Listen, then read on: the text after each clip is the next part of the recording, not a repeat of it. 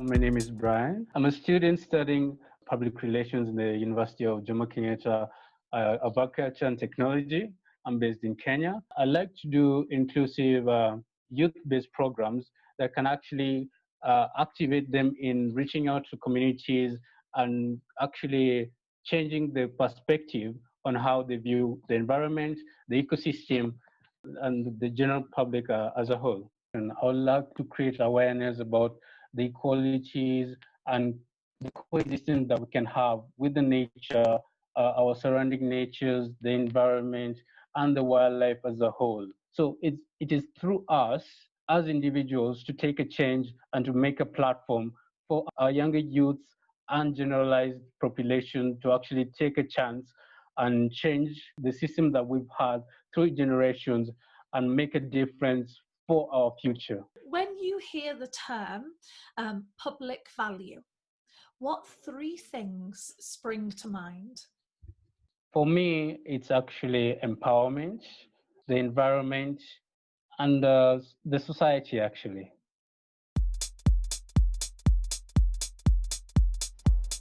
I like to base them mostly on basic amenities. Me being able to actually attain basic amenities like a steady supply of food, income, and actually having that sense of having a well-being in able to meet their own potential. At the same time, me having a sense and a purpose of belonging in the society and the world in general. For me to achieve such a well-being is actually being given that platform to actually give others a voice, and for me actually to get that push in order to see ahead and actually incorporate my ideologies to the next generation and to the next individual.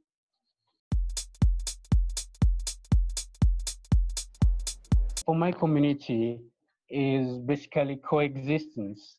We need to actually have a system of coexistence with each other and the environment as a whole. The well-being of our country will only come if the government and if other participants can join in as one and chip in helping the community, in helping the youth, in helping marginalized communities, helping the indigenous communities as a unit to achieve prosperous projects in which we can actually attain a certain well-being for each and every individual. And what do you think is needed for global well-being? For me, when it comes to global well-being, I tend to look at the environment as a whole, because as we continue with the increasive use of carbon fuels, the increasive use of actually environmental destructive properties, we continue to endanger ourselves as a species. So my global viewpoint is that we can actually stop such things and actually see the process of how we can actually get what we have lost from where we are. Because if we don't do that now, in the coming future, we won't have a future for our generations to have a standstill to say we have cleaner air, we have something to hold on to as a generation. So yes, it comes to the point of the environment. We have to take care of an environment, our ecosystems, and the wildlife surrounding us, because you cannot say we have an ecosystem without the wildlife. That is a very, very vital and important factor in our day and age. We have to actually see each and every individual as one, and irrespective of their background, irrespective of their race, so that we can actually charter and structure plans in which we can, as a society, as a people, as a race, to actually have mitigated plans that we can actually achieve for a better future.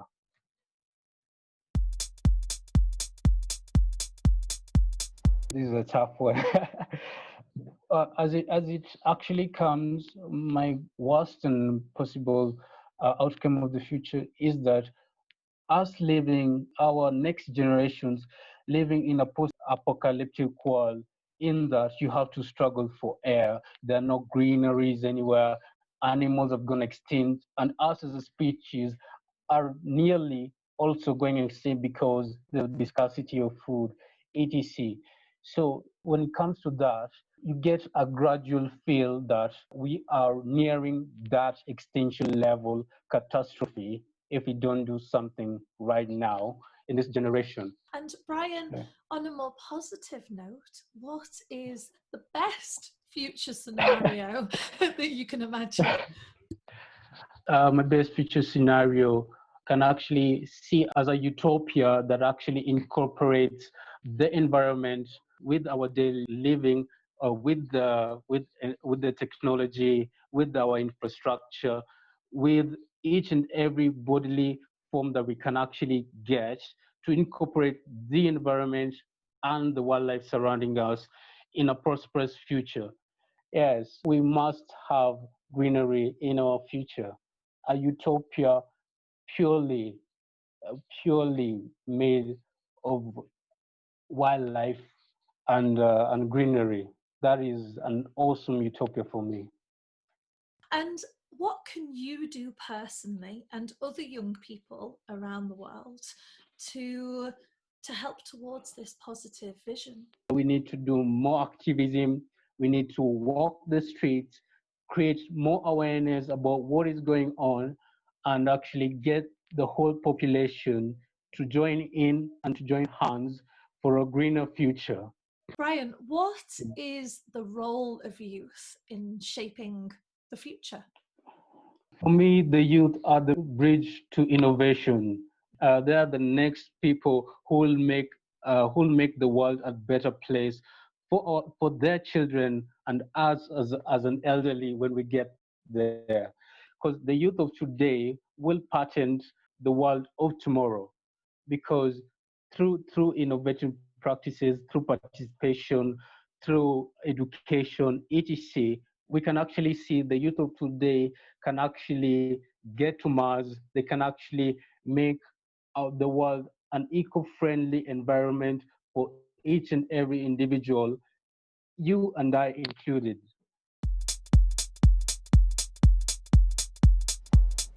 The main actors in the world today are actually the corporate society, the governments, and the general public as a whole.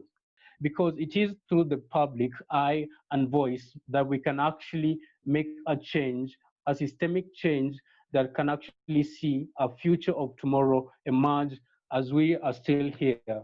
So, from my viewpoint, once we realize what our public value stands at, what our ideologies and what our future dreams are what about, we can actually come together as a unit, irrespective of race, gender, irrespective of the background which we come from. We can actually see each and every action being mitigated just because we are one family under one systematic tree, irrespective of where anybody comes from. What's the role of civil society in this? From my point of view, civil society acts as a watchdog for the public as it actually mitigates on what the government does. It actually shouts out if there is actually irresponsible use of funding, corruption. So the civil society is there to watch over the public good. Where do Yes. you see yourself in 5 years' time? In 5 years' time, probably with a nice, humble family, basically on the forefront of making a change in the ecological and environmental forefront in our country and Africa as a whole. Because I would like to be there when the next Wangari Maathai stands. I would like to shake the hand. I would actually love to see a utopia that is well lit for environmental activism and the youth as a participants of that. For me to achieve such a vision will actually require a platform in which the youth can actually interact with one another in forming structural, active programs that will actually help the environment, not only for themselves, but the community as a whole.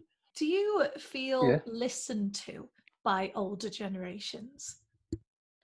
Basically, yes, because I get to interact with people who are actually older than me, and I get a chance to actually pass my ideologies and my viewpoints on the table.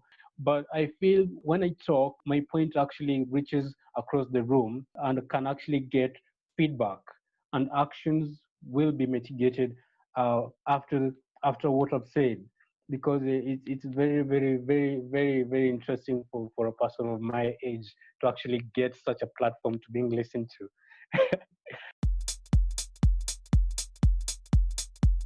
So for me, the older generation should create a system or a structure in which the younger generation can learn from. They can actually get somewhat of inspiration, some knowledge according to what they want from them. That's actually my viewpoint for what I would like for the from the older generation. Just that stepping stone for the younger generation to work on, a Thank learning you point. so much.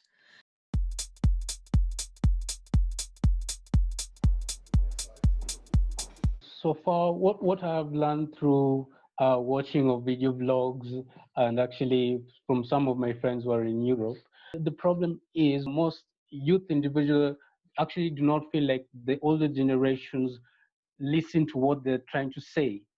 That's why you can actually find youth rebelling, doing activism jobs. They're actually trying to get their viewpoints out there through violence, etc. For me, there has to be some a cultural interference in some way. The older generation should take part in listening better to see what the problem is. How can we structure this, and this so that you can have a better future, so that you can have a better form of living without stress, without depression, without drugs, without this, so that once we get there, you can be the father of a younger generation. You can be that how do you say idol, that idol for the next generation. Yes.